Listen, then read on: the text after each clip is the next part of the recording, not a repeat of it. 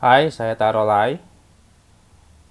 Kali ini saya akan membahas mengenai kriptografi. Topik kriptografi ini menarik karena banyak digunakan dalam teknologi maupun cara-cara pengamanan. Saya akan membahas perbedaan apa-apa saja yang dalam kriptografi dan juga bagaimana kriptografi itu menolong dari sisi teknologi. Sebelumnya saya perkenalkan, nama saya Tarolai. Kontak email saya ada di situ, dan jangan lupa untuk selalu subscribe YouTube channel saya seperti yang tampak di layar. Sebelum kita membahas mengenai kriptografi, kita akan menyamakan persepsi mengenai terminologi. Pertama, apa yang saya disebut dengan plain text ataupun clear text itu adalah suatu data yang bisa dibaca ataupun dimengerti tanpa tools ataupun cara-cara tertentu. Jadi itu adalah suatu bahan. Jadi secara intinya itu adalah suatu bahan yang akan mengalami encryption dalam teknik integrasinya. Nah, encryption itu sendiri merupakan cara untuk menyamarkan plain text ataupun clear text itu menjadi sesuatu yang tersamar, jadi sesuatu yang diamankan. Jadi cara pengamanan informasi dengan cara di encrypt. Hasil dari suatu encryption dari plain text itu akan menjadi yang disebut dengan ciphertext. Ciphertext itu adalah hasil dari encryption terhadap plain text ataupun clear text menjadi suatu teks ataupun dokumen ataupun informasi yang tidak bisa dibaca. Sedangkan proses decryption itu adalah proses kebalikan daripada encryption. Jadi adalah proses mengembalikan dari ciphertext menjadi clear text ataupun plain text. Nah, istilah-istilah ini penting karena ini akan kita gunakan dalam pembahasan dalam slide selanjutnya. Sebetulnya kriptografi dan sebagainya itu adalah bagian dari science of secrecy. Jadi ilmu tentang rahasiaan. Dan itu semua berasal dari secret writing, bagaimana kita mau menulis sesuatu yang sangat rahasia. Dan penulisan secret writing itu terbagi atas dua, yaitu steganografi. Steganografi itu adalah suatu teknik menyamarkan. Nanti kita akan memberikan contohnya. Yang kedua itu adalah kriptografi. Jadi kriptografi itu teks ataupun informasinya itu di-scrambled, diacak. Sedangkan steganografi tidak diacak, tetapi hanya disamarkan. Nanti perbedaannya saya akan tunjukkan di belakang nanti. Sedangkan kriptografi itu sendiri terbagi lagi atas substitutions. Yang kedua itu adalah transpositions. Kalau substitution itu berarti angka atau huruf atau tulisan atau teksnya itu diganti, ditukar-tukar. A menjadi Z dan sebagainya berdasarkan suatu algoritma. Sedangkan transpositions, algoritmanya itu hanya geser-geser, dipindah-pindahkan aja, digeser-geser. Nanti saya akan kasihkan contohnya lagi di belakang. Sedangkan substitution itu terbagi lagi atas code atau berdasarkan atas cipher. Jadi replace letternya. Code itu adalah substitution, jadi suatu kata-kata yang menggunakan sandi. Misalnya kodenya adalah Raja Wali 1 untuk seseorang yang sangat penting. Kalau menyerang itu ditulisnya itu adalah proses lelang dimulai, itu ada, jadi ada kode-kode tertentu yang digunakan. Itulah menggunakan ada suatu kata-kata ataupun kode-kode yang digunakan.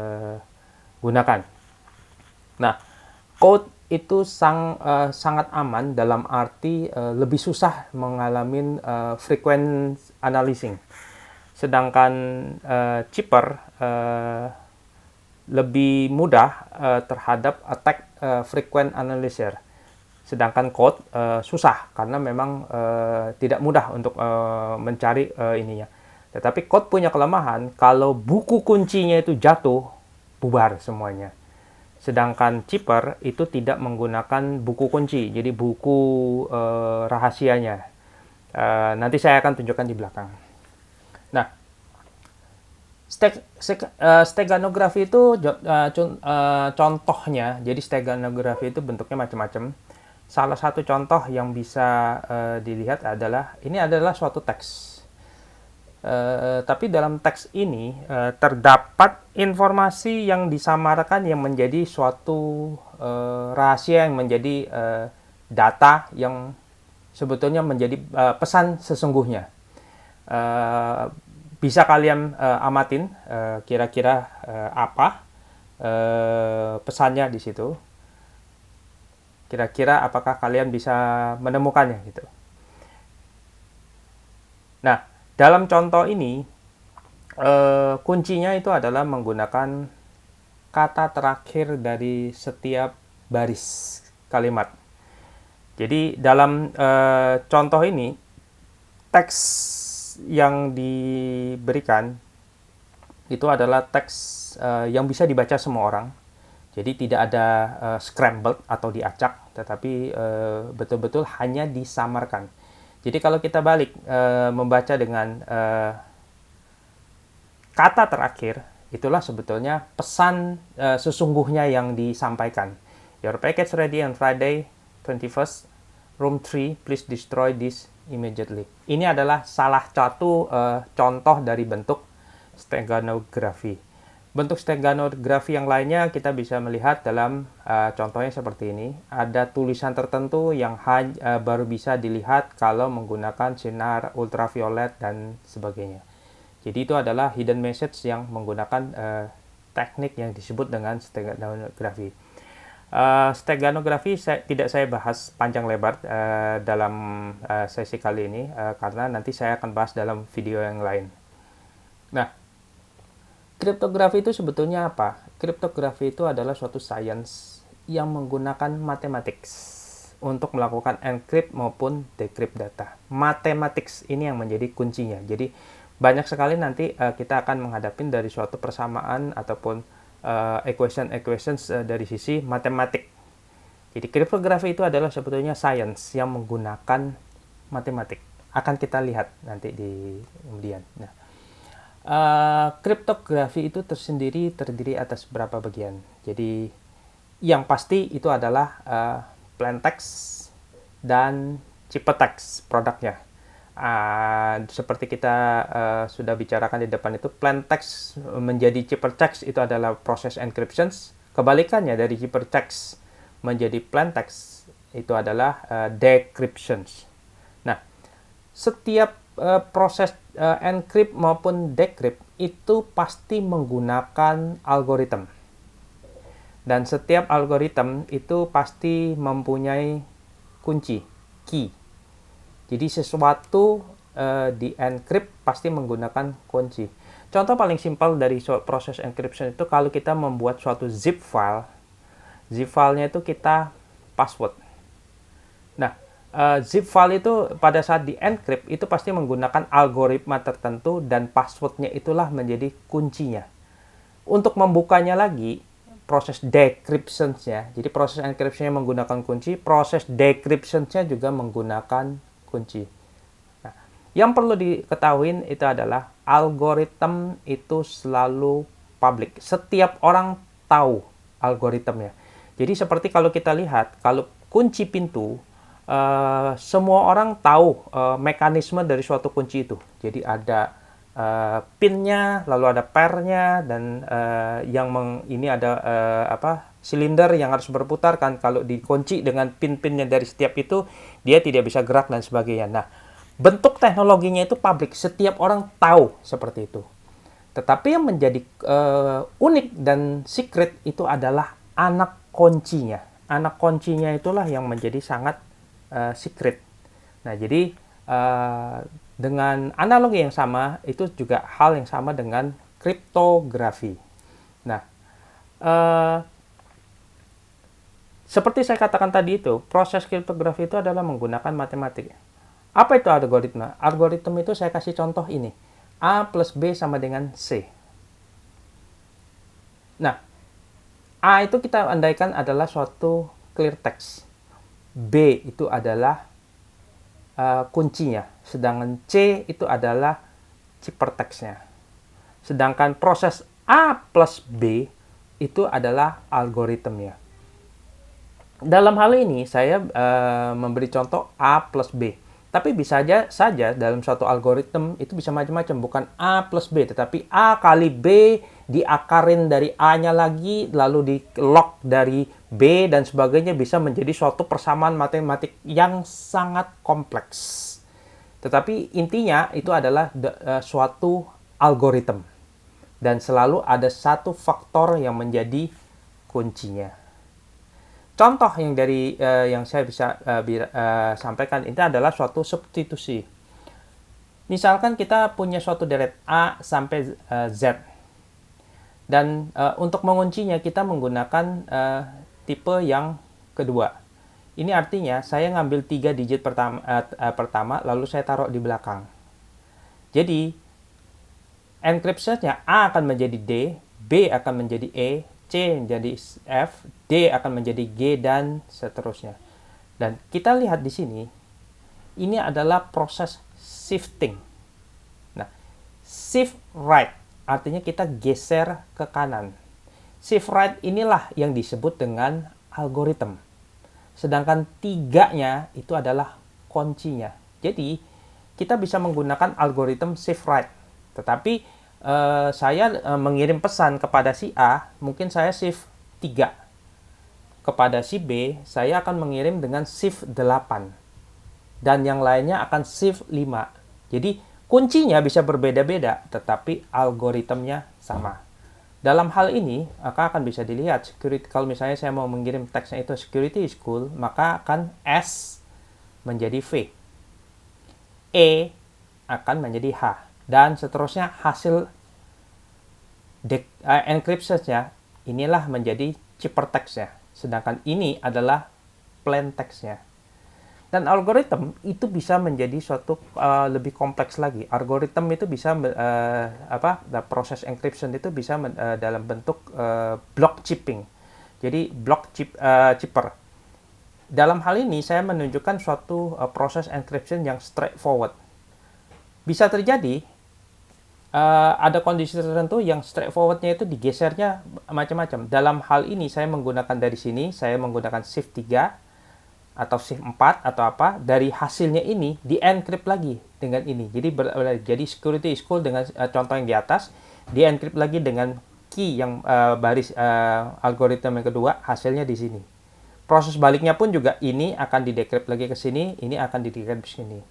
Itu salah satu contoh. Jadi tipe encryption saya itu algoritmnya bisa sangat-sangat kompleks. Jadi tergantung dari model encryption-nya.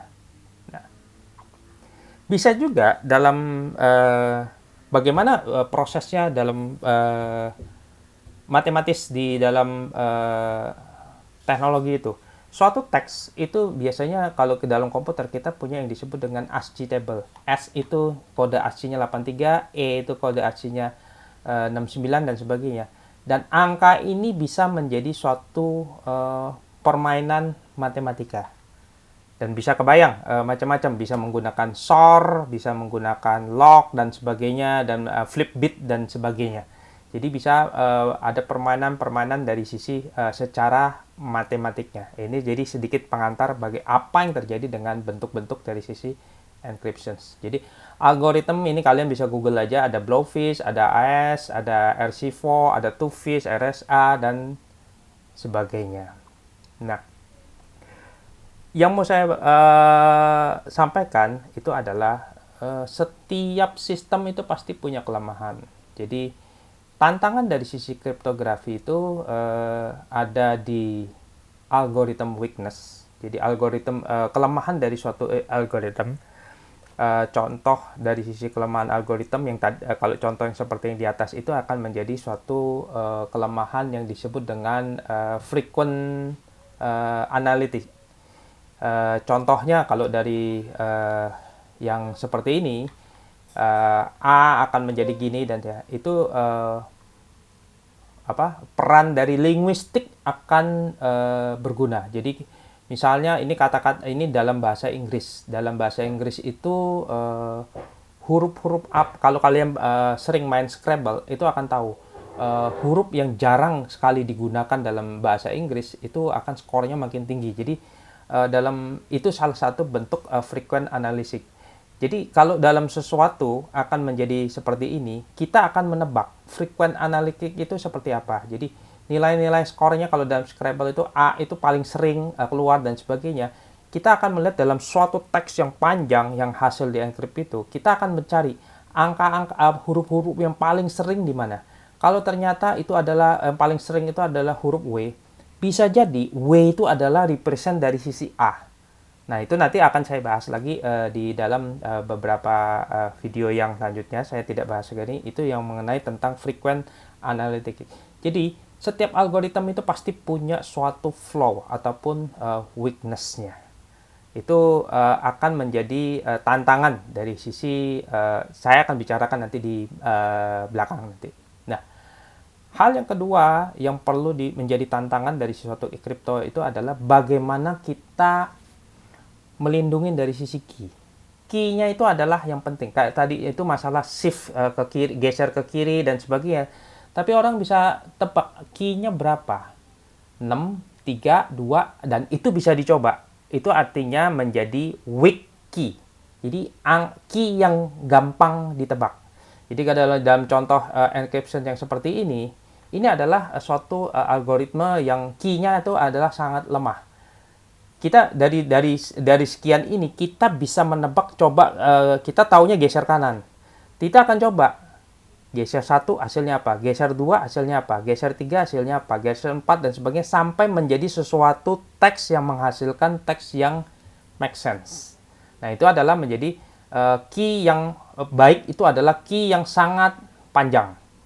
Key yang makin panjang, key yang makin kompleks, dan sebagainya. Sama juga dengan sebetulnya dengan proteksi yang kita bilang password. Password itu adalah password yang tidak boleh gampang ditebak. Tidak boleh password yang pendek dan sebagainya. Makin pendek, makin gampang ditebak. Yang kedua, dari sisi masalah key itu adalah tantangan dari manajemen dari suatu key. Karena kita tahu bahwa komunikasi dari suatu key itu adalah suatu komunikasi yang harus makin banyak kita. Komunikasi itu kan dari dua arah. Satu ke A ke B. Saya mau melemparkan suatu informasi dari satu titik ke titik yang lain. Berarti dalam satu titik ke titik yang lain, berarti saya memanage satu algoritma dan memanage satu key. Nah, tergantung dari kalau apakah saya mau manage-nya itu mau dipukul rata ke banyak key itu kan harusnya secret, key itu harusnya rahasia. Jadi key itu harus dibikin seunik mungkin.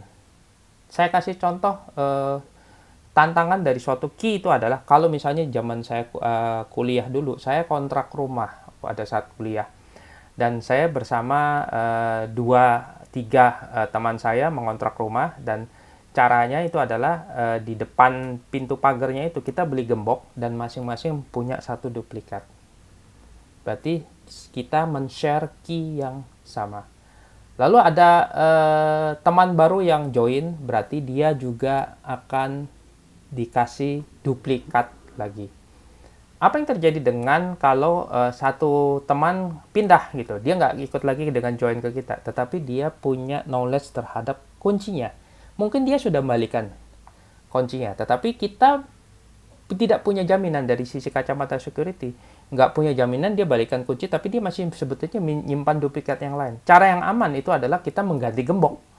Kalau setiap kali ada orang keluar, ganti gembok berarti semua akan buang kuncinya, pakai gembok yang baru, pakai kunci baru lagi, setiap orang pakai duplikat lagi. Nah, proses manajemen dari key yang semacam ini itu akan bikin suatu load terhadap operasional yang sangat tinggi. Jadi, secara matematis, jumlah person yang akan melakukan komunikasi itu akan menentukan jumlah key-nya. Dan itu rumusannya adalah jumlah personnya itu adalah n dikali n-1 dibagi 2. Jika 2 orang, berarti 2 dikali 2 min 1 dibagi 2. Hasilnya adalah 1 key. Tapi kita lihat, kalau ada 3 orang, apa yang terjadi? Berapakah key yang harus kita maintain? Akan menjadi 3. Karena saya akan komunikasi dengan ini 1 key, komunikasi ini dengan 1 key, komunikasi ini juga akan 1 key. Apa yang terjadi kalau saya tambah 4 orang? Berapa key yang harus kita maintain? Akan menjadi 6. Jadi makin banyak member yang akan masuk ke dalam jalur komunikasi, makin banyak key yang harus kita maintain. Kita bisa bayangkan kalau misalnya ada 1000 member, berapa key yang harus kita maintain? Jumlahnya 499.500 key. Makin banyak key yang harus kita maintain, itu secara operasional akan bikin burden makin banyak. Belum lagi yang setiap key itu atau password itu harus unik, tidak boleh ini, maka akan bikin tambah sakit kepala lagi di situ. Nah, jadi ini adalah menjadi suatu permasalahan gitu. Nah, karena burden yang seperti ini, bahwa kita punya masalah dari sisi protection key-nya itu, karena kalau setiap ini dari sini harus ke sini, ini harus share dengan key yang sama. Belum lagi nanti kalau key-nya ini is broken, sudah jatuh ke tangan orang, harus di-maintain, diganti lagi key yang baru dan sebagainya. Jadi protection dari key itu menjadi suatu kendala, menjadi suatu tantangan. Yang kedua, berapa jumlah yang harus diprotek, itu juga menjadi suatu tantangan. Oleh karena itu, yang saya sebutkan dari masalah key ini, itu adalah masalah dari sisi simetrik. Karena key-nya sama untuk encrypt dan decrypt. Setiap orang harus maintain dari sisi pengetahuan. Jadi kalau kita bikin suatu algoritma dan key-nya itu saya kirim ke sana, key-nya juga saya harus sampaikan. Menyampaikan key itu aja sudah menjadi tantangan tersendiri. Saya sering kali ketemu sama suatu kasus, misalnya contoh paling simpel, kalau kita mau mengamankan sesuatu dari sisi bentuk symmetric encryption, itu adalah menggunakan suatu zip file yang di password. Tetapi yang sering kali saya lucu ketemu itu adalah ada orang mengirim ke saya zip file yang di password, lalu zip file yang di password itu dikirim per email ke saya, tetapi passwordnya juga ada di body email itu. Pak Taro, ini filenya, passwordnya adalah di sini. Itu sama aja bohong, sama aja seperti kita mengirim suatu surat, tetapi di amplopnya ditulis, Pak, nanti passwordnya ini, dan itu dikirimkan bersamaan. Jadi password ataupun key dengan dokumen yang di-encrypt itu tidak boleh dikirim bersamaan ataupun dalam jalur yang sama. Jadi yang sebenarnya itu adalah, kalau benar itu, kalau orang itu mengirim suatu dokumen yang di-zip ke saya dan passwordnya itu tidak boleh dikirim lewat email. Mungkin dia kirim ke saya lewat WhatsApp ataupun lewat SMS ataupun dia telepon saya. Jadi intinya harus out of the band. Jadi tidak boleh menggunakan jalur yang sama. Tetapi itu seperti kita ketahui, itu tantangannya. Jadi tantangannya yang bagaimana kita mengkomunikasikan key, mengkomunikasikan passwordnya itu. Dengan segala keruwetannya itu juga membuat orang juga berpikir, mungkinkah kita bertukar message tanpa harus bertukar kunci? Dan ini menjadi suatu tantangan matematika juga. Nanti itu bisa di-solve secara matematika juga. Nah, saya akan masuk ke dunia topik yang selanjutnya, itu adalah asimetrik. Ide dari suatu asimetrik itu sebetulnya simpel. Bertukar informasi secara aman, tetapi tidak perlu memaintain key yang banyak. Atau kalau perlu tidak perlu transmit key. Tidak perlu saling berbagi kunci. Nah, itu adalah suatu idenya. Nah, saya memberikan suatu ilustrasi bagaimana tantangannya dari suatu message communications. Dari si Alice, kalau dia mau mengirim pesan ke B, mereka berdua akan tahu bahwa selalu akan ada if yang nguping di tengah jalan. Kalau Alice mengirim sini, si if pasti bisa mengintercept apapun. Jadi kalau si Alice mengirim suatu email ataupun surat, pasti akan di tengah jalan itu akan diintercept oleh si if dan informasi itu bocor. Jadi paling aman itu adalah si Alice mengirim suatu suratnya itu digembok.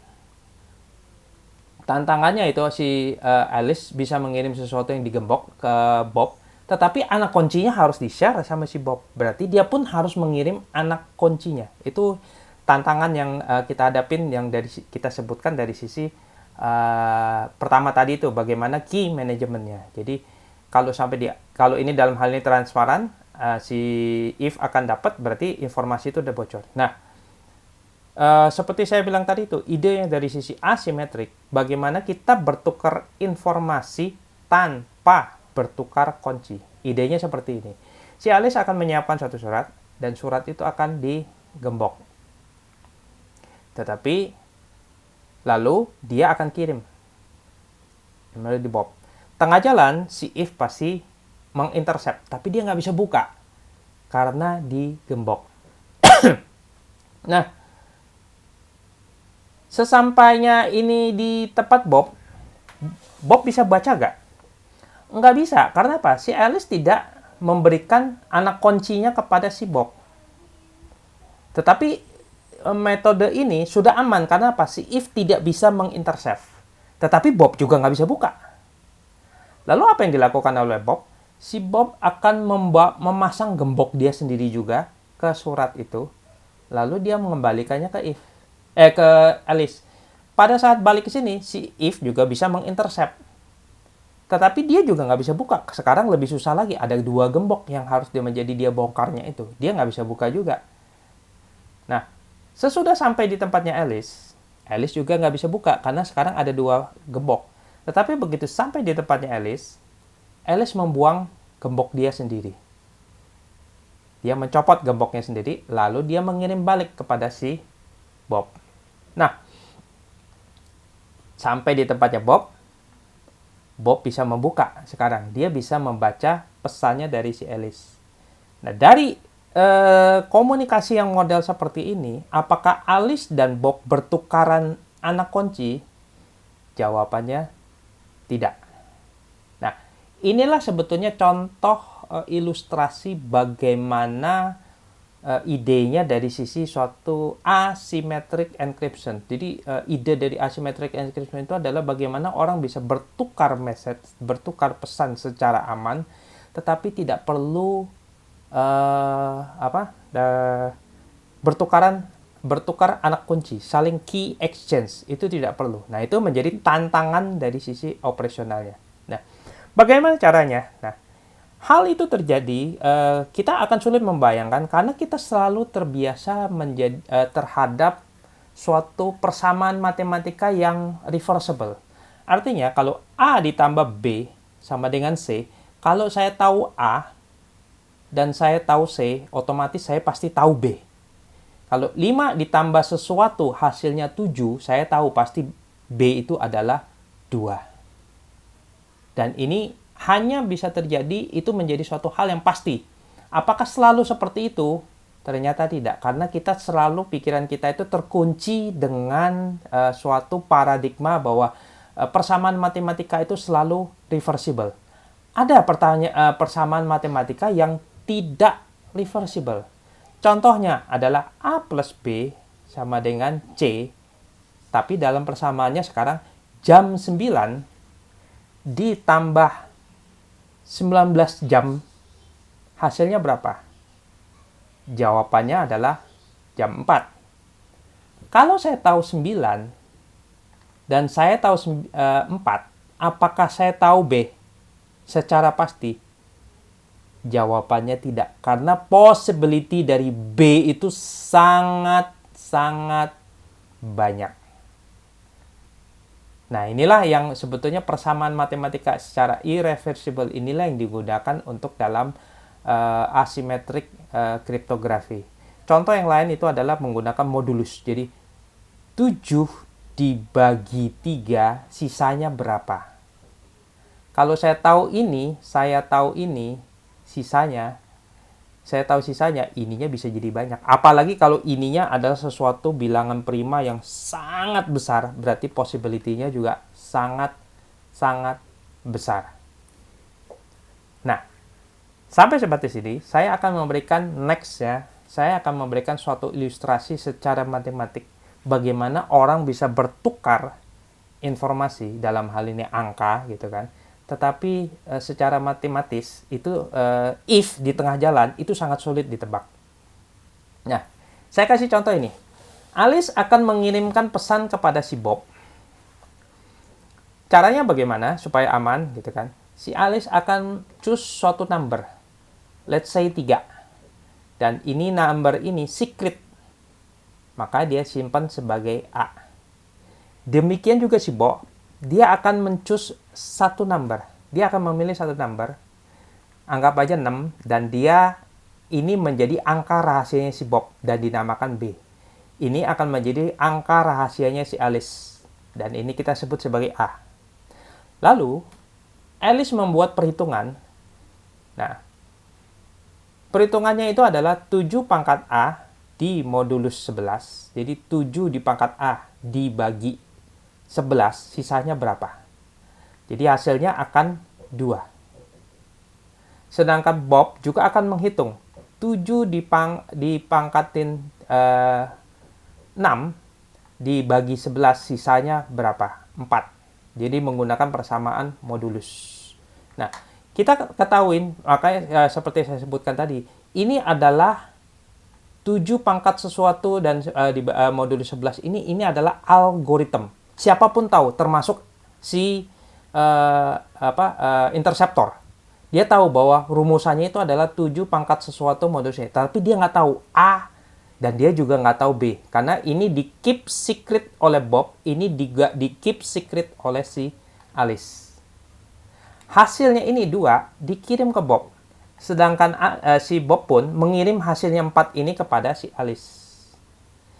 Dan di sini kita tahu bahwa si Alice bisa si If dapat informasi itu 2 dari Alice, 3 dari Bob. Dia tahu gitu kan. Nah, dalam hal ini sesudah Bob mendapatkan nilai 4 dari si Alice mendapatkan 4 dari Bob, dia akan menghitung 4 pangkat dia punya ini di modulus 11 hasilnya 9. Dan sama juga si Alice, dia angka 2 yang dia dapat, si Bob ini juga dapat dari angka 2 dari si Alice. Dia memasukkan perhitungan ini, dapatnya juga 9. Tetapi angka 2 dan 4-nya dari si Alice dan Bob yang diterima oleh si If, dan dia tahu di sini rumusan ini, tapi dia nggak tahu rahasianya dari angka B maupun A yang ini, karena ini secret dan dia tidak akan dapat, dia punya banyak sekali possibility sampai dia bisa menemukan 9. Dan Alice dan Bob tidak bertukar kunci. Mereka masing-masing menyimpan kunci rahasianya sendiri. Nah, inilah salah satu bentuk dari sisi persamaan matematika, bagaimana bisa membuat dalam kriptografinya itu, peran dari sisi kriptografinya. Nah, salah satu algoritma yang sangat terkenal yang untuk asimetrik itu adalah RSA. RSA itu adalah singkatan dari nama 3 orang yang menemukan, yaitu Ron Rivest, Adi Shamir, maupun Leonard Edelman. Disingkat dengan RSA. Jadi Rivest dan Shamir itu adalah computer scientist, sedangkan Edelman itu adalah mathematician. Kalau menurut dari sisi abjadnya harusnya namanya ARS, tetapi si Edelman bilang bahwa dia itu perannya lebih kecil karena dia sebagai mathematician. Makanya mereka namanya itu selalu RSAA, A-nya itu selalu yang terakhir. Nah, asimetrik itu selalu dalam bentuk key pairs. Jadi si A ada kunci. Jadi setiap orang akan selalu punya kunci, satu kunci untuk encryption, satu kunci untuk decryption. Segala sesuatu yang di-encrypt dengan A tidak bisa di-decrypt dengan A. Untuk decryptnya membutuhkan B. Nah, saya akan memberikan penjelasan secara matematisnya lagi kembali. Dalam hal ini, saya akan memberikan contohnya.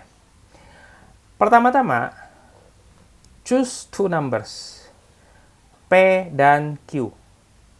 Dan diharapkan dua number ini adalah suatu number yang sangat besar. Very, very big. Very big. Dan antara P and Q ini, kita akan mendapatkan suatu number namanya N. N ini adalah produk dari perkalian dari nilai P maupun Q. Lalu kita akan mendapatkan lagi nilai kedua yang disebut Z. Z itu adalah berdasarkan perkalian P-1 dikalikan Q-1. Ini adalah suatu Z. Maka untuk encryption, kuncinya itu adalah kita mencari angka antara 1 dan Z. Jadi kunci untuk encrypt itu nilainya antara 1 dan Z, hasilnya ini. Sedangkan untuk decryptnya itu adalah decryptnya itu hanya bisa didapat kalau decrypt dikalikan encrypt, nilai decrypt dikalikan nilai kunci decrypt dikalikan kunci encrypt. Jika dimodulus dengan Z, itu hasilnya 1. Hasilnya 1. Oke. Nah, saya kasih contoh yang dalam nyata. Jadi, dalam melakukan encrypt, jadi clear text-nya itu adalah ciphertext-nya itu adalah dari plain text di pangkat E di modulus N. Kalau mau mendecrypt, maka plain text didapatkan dari ciphertext di pangkat D di modulus N. Itu akan bolak-balik akan dapat, tetapi key-nya beda. Saya kasih contoh ini. Dalam hal ini saya mengambil P adalah 3, Q itu adalah 11, maka N adalah 33. Sedangkan Z hasilnya adalah 20. Saya memilih yang mana E itu adalah nilainya dari 1 sampai 20. 1 sampai Z. 1 sampai 20. Saya mengambil 7. Dan saya mendapatkan suatu nilai decrypt-nya itu adalah berdasarkan sini saya mendapatkannya 3. Karena 3 dikalikan 7 di modulus 33 itu dapatnya 1. Maka private key saya, key untuk mengencrypt itu adalah ini. Key untuk ini decrypt-nya adalah ini. Nah, kalau misalnya saya mau mengencrypt suatu plain text-nya itu nilainya 2, maka 2 saya 2 kalikan 7 untuk di-encrypt modul 9 hasilnya 29. Ini yang saya publish. Untuk mendapatkan dari 29 ini saya bisa dapatnya menjadi balik lagi 2, maka 29 pangkat 3 kunci untuk decrypt-nya saya, maka hasilnya jadi 2. Nah, itu adalah contoh proses suatu encryption, decryption menggunakan dari persamaan matematika. Sampai di sini dulu video saya mengenai encryptions. Nanti di video selanjutnya saya akan membicarakan implementasi dari sisi encryption dalam hal ini simetrik maupun asimetrik dalam contoh yang nyata. Misalnya kita menggunakan SSL yang kita kenal dengan HTTPS. Jangan lupa subscribe video saya supaya selalu mendapat update dari video-video terbaru saya.